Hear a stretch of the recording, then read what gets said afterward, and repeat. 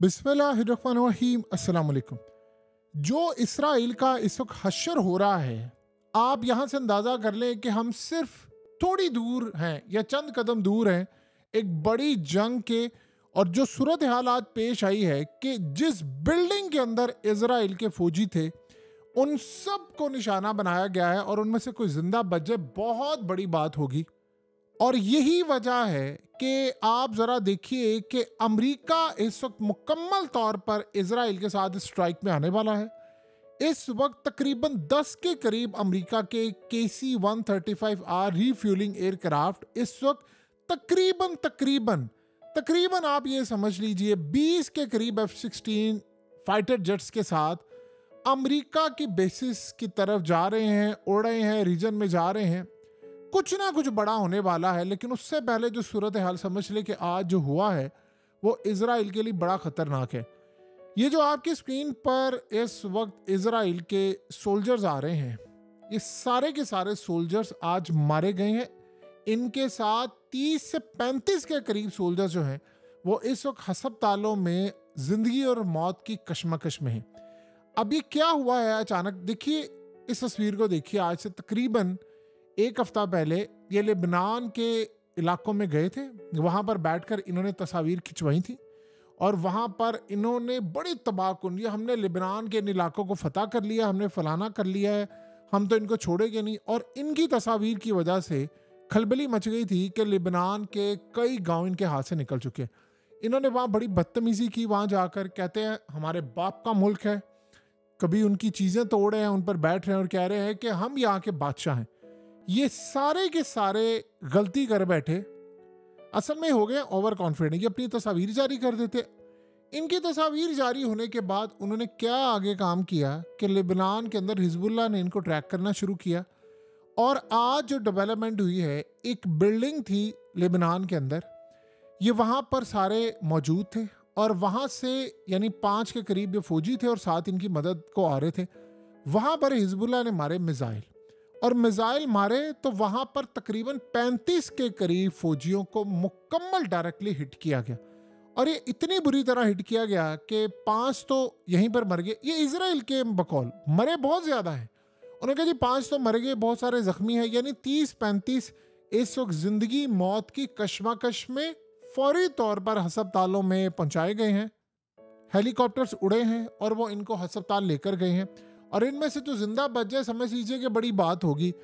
उन्होंने असल में पूरा निशाना बनाया, उनको सारी इंफॉर्मेशन थी इनकी मदद होने वाली है, उन्होंने मुकम्मल तौर पर टारगेट करके इनको निशाना बनाया और सारी की सारी खेप उड़ा दी है। ये आज की डेवलपमेंट है, ये ना कल की डेवलपमेंट है, ना परसों की है, ना तरसों की है, ये आज की डेवलपमेंट है जिसमें इनका इतना नुकसान हुआ है। और आप सोचे खाली ये नहीं हुआ, उसके बाद आप ज़रा देखिए ये इजराइल में आकर हिजबुल्लाह के जो मिसाइल और रॉकेट लगे हैं, उन्होंने वहाँ पर इतनी तबाही मचा दी है, इतनी ज़्यादा तबाही मचा दी है कि इजराइल की एम्बुलेंसेस, उनकी तमाम फोर्सेस को इस वक्त ज़ख्मियों को, मरने वालों को ले जाना पड़ा है बड़ी तादाद के अंदर। अब जो रॉकेट्स हैं, जो मिसाइल हैं, वो आयरन डोम और दीगर जितने डिफेंस सिस्टम हैं वो इनको रोक नहीं पा रहे।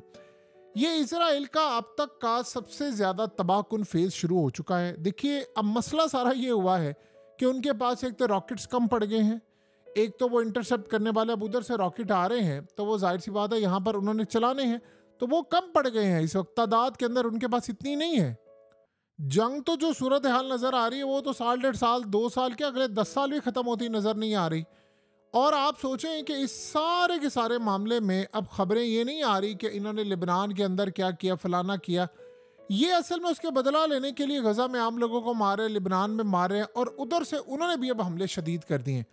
अब जब ये सारी सूरत हाल हो रही है तो आपको पता है कि ईरान के सुप्रीम लीडर ने ऐलान कर दिया है, उन्होंने कहा है कि 1000 मिसाइल मारने हैं हमने इसराइल पर। अब सारी दुनिया ये हैरान थी कि आज उनको अचानक ये बयान क्यों देना पड़ा है, क्यों हिदायत जारी करना पड़ी है इजराइल के खिलाफ अपनी एयरफोर्स को, अपनी आर्मी को कि आपने काम करना है, कुछ तो गड़बड़ हो रही है। अब ज़रा आपकी स्क्रीन पर जो मनाजिर चल रहे हैं इनको देखिए। ये असल में अमेरिका के बहुत बड़ी तादाद के अंदर इस वक्त एक तो F-16 है, दूसरा ये तकरीबन 10 के करीब KC-135R रीफ्यूलिंग एयरक्राफ्ट हैं। ये सारे के सारे जो जेट्स हैं ये अमेरिका की यानी मिलिट्री बेसिस की तरफ जा रहे हैं रीजन के अंदर। और बिल्कुल एक बात बड़ी क्लियर हो गई है कि अमेरिका कुछ बड़ा खतरनाक करने वाला है। वरना आप ये ज़हन में रखिएगा कि इतनी बेवकूफ़ नहीं है ईरान की भी इंटेलिजेंस एजेंसियां जो इस वक्त मुकम्मल तौर पर सपोर्ट उनको कर रहे हैं, रूस और चाइना, कि वो अचानक से आयतुल्ला अली खामनाई बिला वजह बगैर रीज़न के एक ऑर्डर जारी कर दें कि आपने 1000 मिसाइल मारने हैं। अब बताइए क्या वो इतने बेवकूफ़ है? नहीं, वो ऐसा नहीं है। अब जो सूरत हाल पैदा होने वाली है आप उसको समझ लें कि अमेरिका कुछ करने जा रहा है। देखिए अमेरिका के बहुत सारे जो पायलट्स हैं वो भी हिस्सा ले रहे हैं, गज़ा के अंदर मार रहे हैं, चीज़ों को तबाह कर रहे हैं, बर्बाद कर रहे हैं, और अमेरिका इनके साथ यहाँ पर मदद कर रहे हैं। अब दो चीज़ें समझ लें, आज अमेरिका के इंटेलिजेंस एजेंसियों ने रिपोर्ट दी है जो इंटरनेशनल मीडिया में भी छपी है। उन्होंने कहा है कि जो यमन के हूसी हैं इनकी जो एक्यूरेसी है निशाना मारने की, कि इन्होंने अब तक जितने हमले किए हैं वो बिल्कुल एक्यूरेट हैं। सारी की सारी इंटेलिजेंस मालूमात पहले हम ये सोच रहे थे कि ईरान इनको प्रोवाइड कर रहा है, अब वो कह रहे हैं ईरान प्रोवाइड नहीं कर रहा, वो रूस प्रोवाइड कर रहा है, जिसकी वजह से मिसाइल डायरेक्टली जाकर हिट हो रहे हैं और कोई मिसाइल इनका मिस नहीं होता। जहां पर कोई भी शिप नज़र आता है उसको वो टारगेट करते हैं, अमेरिका को बाईपास करते हैं। अब जाहिर सी बात है, आपको पता है कि सूरत हाल में इजराइल ने और अमेरिका ने इल्ज़ाम भी लगाया है कि यमन और ईरान को हथियार, इंटेलिजेंस, ये तमाम चीज़ें प्रोवाइड कर रहा है रूस, तो वो डायरेक्टली हिट कर रहे हैं। अब मसला सारा उनको ये है कि अब उनको ये बात समझ आई है कि ईरान ने भी जो रिसेंटली हमला किया था उसमें भी जो इंटेलिजेंस मालूमात थी वो भी रूस ने प्रोवाइड की है। तो अब खेल बड़ा सीधा सा हो गया है कि लड़ाई अब उस लेवल पर पहुंच गई है जहां पर रूस मुकम्मल तौर पर इन्वॉल्व हो चुका है। जाहिर सी बात है, आप क्या समझते हैं, जिन्होंने दुनिया की तारीख में इतनी थी बड़ी एम्पायर्स को शिकस्त दी, सोवियत यूनियन को, यानी उन्होंने पूरी दुनिया में सोवियत यूनियन ने जाकर शिकस्त दी, और कब से वो देते आ रहे हैं। मतलब रूसी कितनी बड़ी पावर थे। आपको क्या लगता है कि अमेरिका यूक्रेन से सारा उन पर हमला करेगा और वो अगले चुप करके बैठे रहेंगे? वो आपकी ईंट से ईंट बजा देंगे। अब ईंट से ईंट बजाने का वक्त आ चुका है। और आपने गौर किया एक बात, पिछले काफ़ी अरसे से, खास तौर पर जब से हसन नसरुल्लाह इस दुनिया से रुखसत हुए हैं, हिजबुल्लाह आप देखिए उन्होंने हमले शुरू कर दिए हैं और वो बड़े एक्यूरेटली हिट हो रहे हैं। जैसे गुलानी ब्रिगेड पर हमला होना, जैसे नेतन्याहू के घर पर हमला होना, जैसे अभी हमले हो रहे हैं, जैसे उनके ड्रोन्स अब उड़ रहे हैं ना उनको कोई रोक पा रहा है। उसके अलावा लेबनान के अंदर उन पर हमले हो रहे हैं। फिर उसके बाद नेतन्याहू का इल्ज़ाम लगाना कि जी हमारी फोर्सेस ने जो असला पकड़ा है वो रूसी था, वो फलाना था। और अब जो यमन की जानिब से हमला है, अब जो आप देखेंगे हमला होगा ईरान का, वो इतना ज़्यादा तबाहकुन होगा कि अमरीकी उसमें रगड़े जाएंगे। और ये बात ज़हन में रहे कि रूस अब ये चाह रहा है कि अमेरिका इस जंग में अगर कूदता है तो मैं इस जंग में ईरान को, यमन को, लेबनान, इन सब को अमेरिका के साथ भी लड़ाई में ले आऊँ।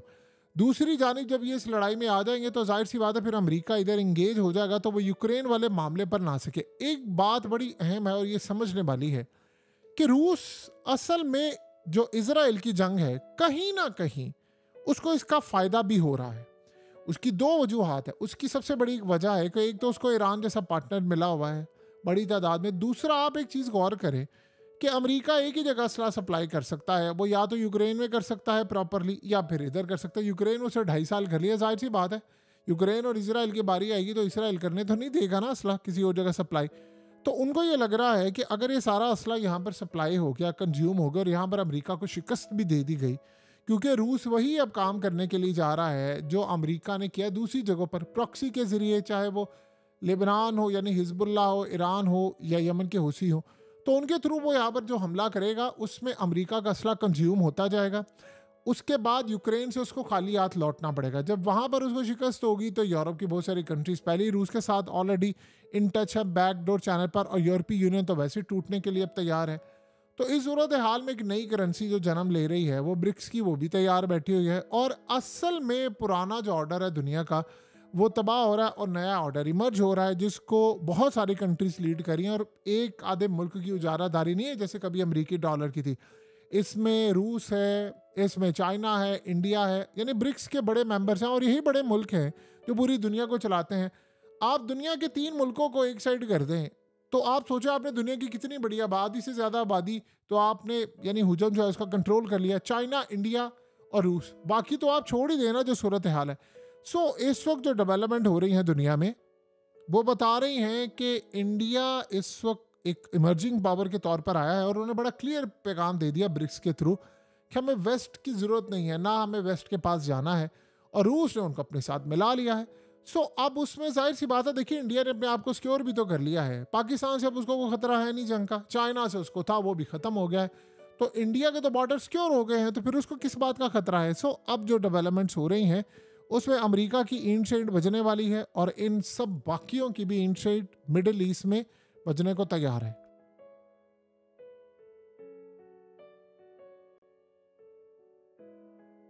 हकीकत टीवी को सब्सक्राइब करना मत भूलें, वीडियो को लाइक करें, शेयर करें और कमेंट सेक्शन में अपनी राय का इजहार ज़रूर करें।